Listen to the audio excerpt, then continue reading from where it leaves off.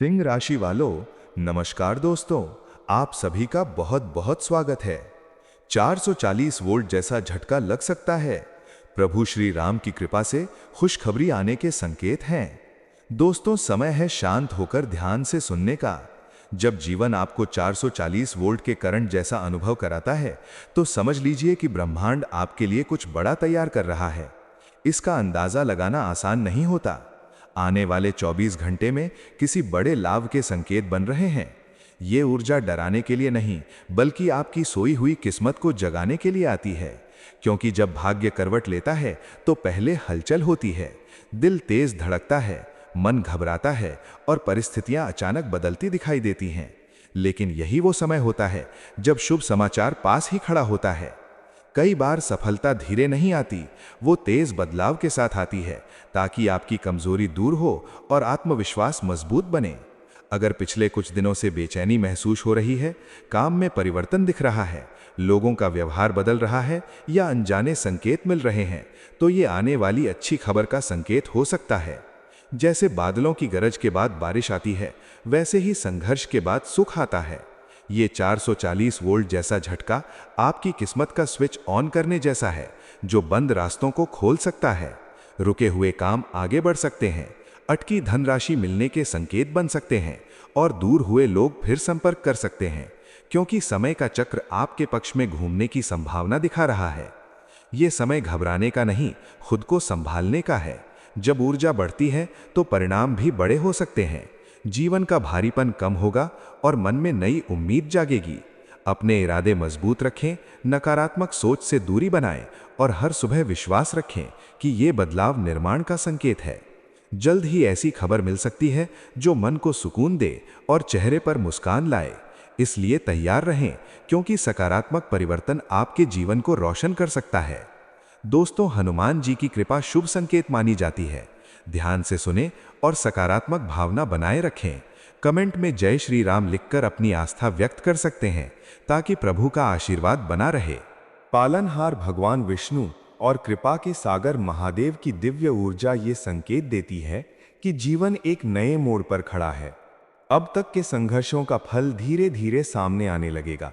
जो मानसिक दबाव, आर्थिक उलझन और संबंधों में दूरी का अनुभव हुआ था, वो अब समझदारी और धैर्य से सुलझने की दिशा में बढ़ेगा। कार्यक्षेत्र में रुकी हुई प्रगति फिर से गति पकड़ेगी, पर इसके लिए अहंकार त्याग कर अनुशासन अपनाना आवश्यक है। सुबह सकारात्मक संकल्प के साथ दिन की शुरुआत करें और अपने लक्ष्य को स्पष्ट रखें, क्योंकि आपकी मेहनत व्यर्थ नहीं जाएगी। प्रेम जीवन में यदि मनमुटाव है, तो संवाद से समाधान संभव है। जीवन साथी या प्रिय व्यक्ति के साथ समय बिताने से गलतफहमियां दूर होंगी। अविवाहित लोगों के लिए कोई नया प्रस्ताव या पुराना संपर्क फिर से सक्रिय हो सकता है। व्यापार और नौकरी में धीरे धीरे स्थिरता आएगी।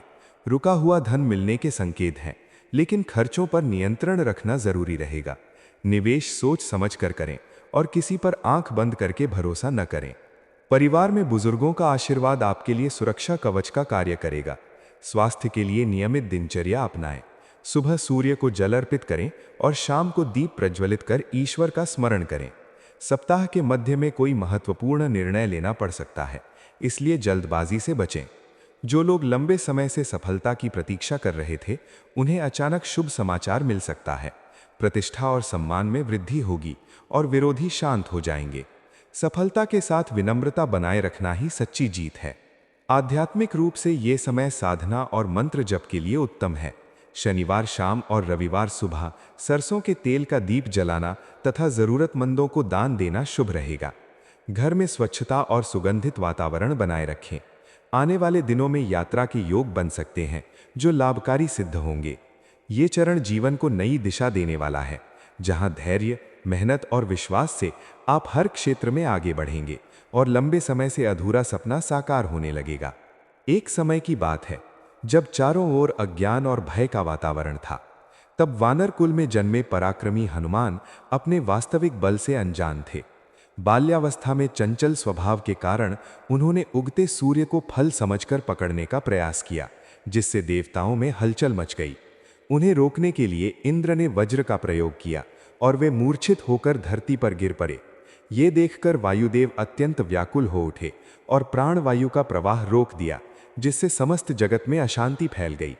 जब देवताओं ने बालक हनुमान की अद्भुत क्षमता को पहचाना, तब सभी ने मिलकर उन्हें अमृत तुल्य तेज, अपार बल, तीव्र बुद्धि और अटूट निर्भयता का आशीर्वाद दिया। उसी क्षण से वे दिव्य शक्तियों से संपन्न हो गए। समय बीतता गया। जब प्रभु राम को माता सीता की खोज के लिए ऐसे सेवक की आवश्यकता पड़ी जो असंभव को संभव कर सके, तब हनुमान का दिव्य सामर्थ्य पूर्ण रूप से प्रकट हुआ। समुद्र तट पर खड़े होकर उन्होंने प्रभु राम का स्मरण किया और एक ही महान छलांग में विशाल सागर को पार कर लिया। मार्ग में अनेक बाधाएं आईं, पर उन्होंने संयम, विवेक और अटूट भक्ति से हर कठिनाई को पार किया। लंका पहुंचकर अशोक वाटिका में माता सीता को प्रभु राम का संदेश सुनाया और उन्हें धैर्य व विश्वास दिया। रावण की सभा में उन्होंने निडर होकर सत्य कहा। जब उनकी पूंछ में अग्नि प्रज्वलित की गई, तब उसी अग्नि को न्याय का प्रतीक बनाकर उन्होंने अन्याय की लंका को जला दिया। युद्ध के दौरान जब लक्ष्मण मूर्छित हुए, तब संजीवनी बूटी लाने के लिए वे पूरा पर्वत ही उठा लाए, क्योंकि उनके लिए सेवा में विलंब करना सबसे बड़ा दोष था। युद्ध समाप्त होने के बाद भी उन्होंने कभी अपने पराक्रम का श्रेय नहीं लिया और स्वयं को सदैव प्रभु का दास ही कहा। यही कारण है कि हनुमान की कथा हमें सिखाती है कि सच्ची भक्ति बाहरी रूप में नहीं, बल्कि निष्ठा, सेवा और समर्पण में होती है। जो व्यक्ति संकट में भी प्रभु का स्मरण करता है, उसके लिए कुछ भी असंभव नहीं रहता। जो अंधकार त्याग कर अपने कर्तव्य का पालन करता है, वही अंततः विजय प्राप्त करता है। कमेंट में जय श्री राम जरूर लिखें। चैनल पर पहली बार आए हो तो चैनल को सब्सक्राइब करें। प्यारे हाथों से वीडियो को लाइक करें।